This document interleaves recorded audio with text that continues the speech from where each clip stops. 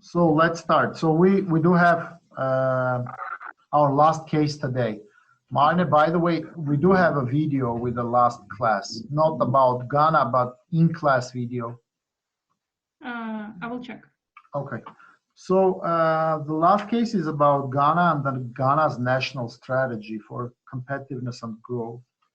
So first question that I'd like to ask you is, if you try to draw a balance sheet for the country, for Ghana, and then you have a balance sheet for Ghana, and then on left side you have assets, on the right side you have liabilities. Imaginable. Let's try to fill that balance sheet in. What kind of assets Ghana had the day British left the country? And what kind of liabilities they had? I think it was 1957 when they get independent, right? So imagine that you are assigned with a task to draw a balance sheet for the country with assets and liabilities for 1957. What kind of asset would you get there? We'll definitely see 560 million worth of reserves there, and 56 million of debt, foreign debt. So on liability side, we have 56. On asset side, we do have 560, which is 10 times more.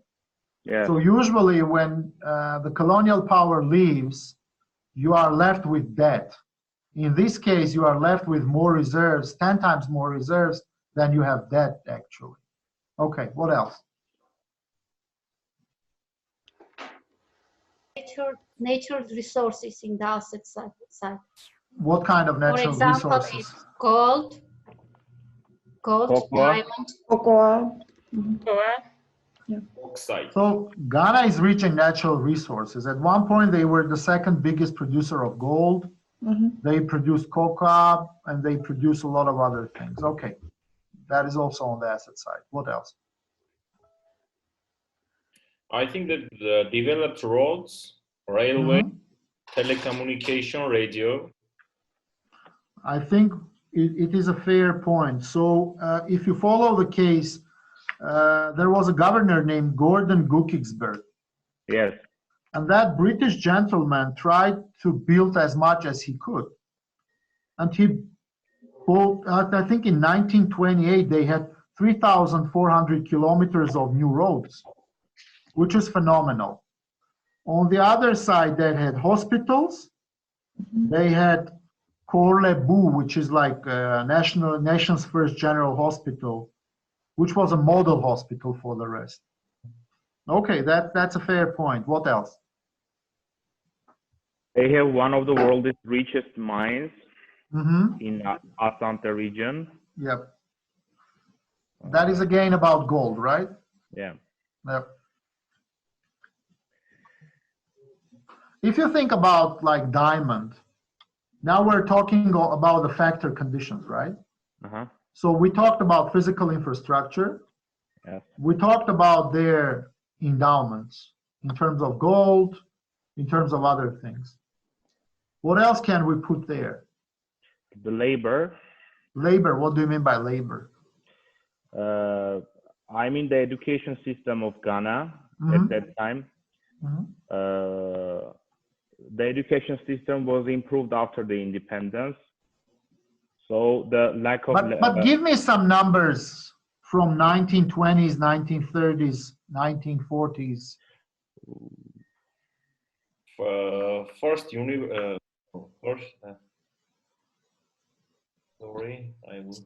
For example, universities rose from 208 to more than 4,000. When, Tavik? It was 1959. No, I'm talking about pre-independence. Before independence, they have 141 only primary schools, two secondary schools, and 2 training colleges. So having that much of population, I guess it is not sufficient to have future labor market, which is skilled. That's correct. So on the other side, if you compare to the other countries in the region, so Ghana was under British protectorate. Yes. And for example, Cote d'Ivoire or Ivory Coast was under French protectorate. So there are two countries next to each other almost, right? And one is under British, the other one is under French control. So here we had 141 schools. We had University of Ghana and we had University of London. Yeah. And in Cote d'Ivoire, we had only 4 university graduates at the same time. 4 people were university graduates in the entire country of Cote d'Ivoire at the same time. Okay?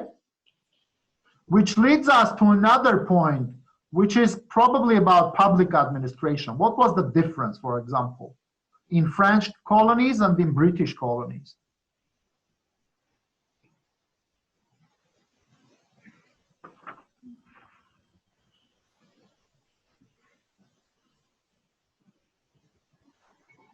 Anybody?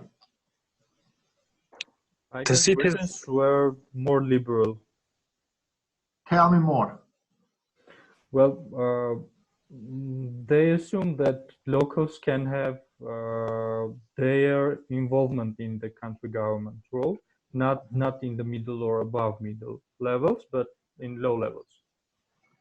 So it says like British promoted education and employed skilled indigenous people throughout the civil service. Those senior positions were always reserved for Europeans, which means that at the mid-management level, you had local Ghanese who were actually running the business, right?